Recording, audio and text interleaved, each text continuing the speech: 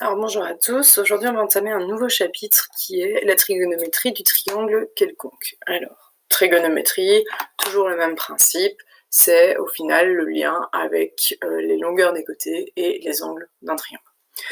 L'année passée, vous avez vu la trigonométrie du triangle rectangle, avec notamment le fameux théorème de Pythagore.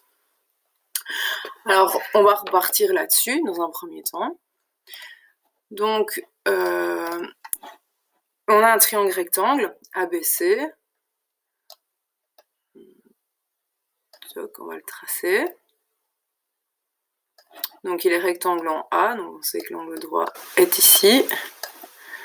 A, B et C. Donc, vous avez le théorème de Pythagore qui dit que le carré de l'hypoténuse, donc BC, vaut la somme des carrés des deux autres côtés, donc AC plus AB, au carré à chaque fois.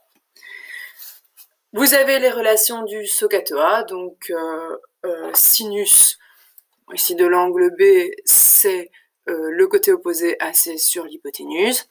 Le cosinus de l'angle B, c'est le côté adjacent AB sur l'hypoténuse, donc BC. La tangente de l'angle B, c'est le côté opposé, donc AC sur le côté adjacent AB. Vous avez aussi que dans tout triangle, ça marche toujours, que ce soit un triangle ou juste un angle, c'est que la tangente, c'est le sinus sur le cosinus. Vous avez vu également qu'un cosinus et un sinus sont toujours compris entre moins 1 et 1. Il n'est pas possible d'avoir un cosinus qui vaut 1,2, par exemple. Donc ça, c'est des rappels de l'année passée. Vous avez également vu le tableau des valeurs particulières. Donc pour le cosinus, le sinus et la tangente. Je vous ai remis les valeurs ici. Donc ne pas oublier que la tangente de 90 degrés n'existe pas. Ensuite, il y a un petit nouveau qui a été ajouté, c'est la cotangente. La cotangente, c'est pas compliqué, c'est quasiment pareil qu'une tangente. La cotangente d'un angle, c'est au final 1 sur la tangente. Donc c'est le cosinus sur le sinus.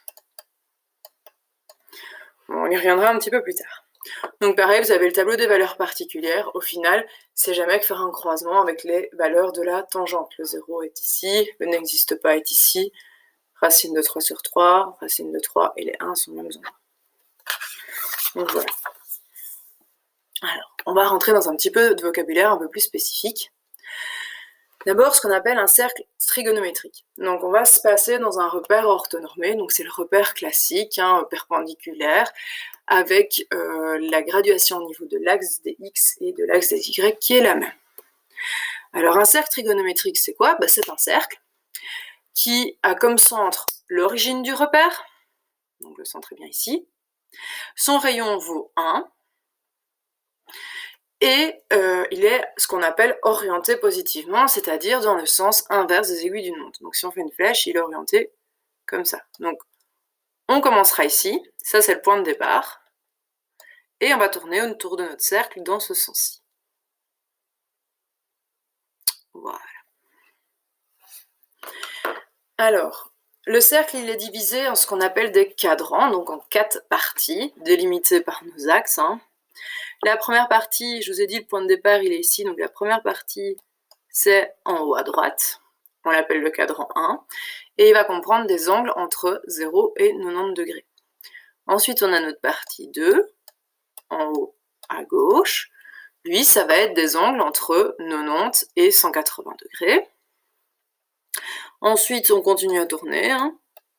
La partie 3, des angles entre 180 degrés et 270 degrés. Et la partie 4, des angles entre 270 et 360 degrés, donc un tour complet. Alors, comment on représente un angle?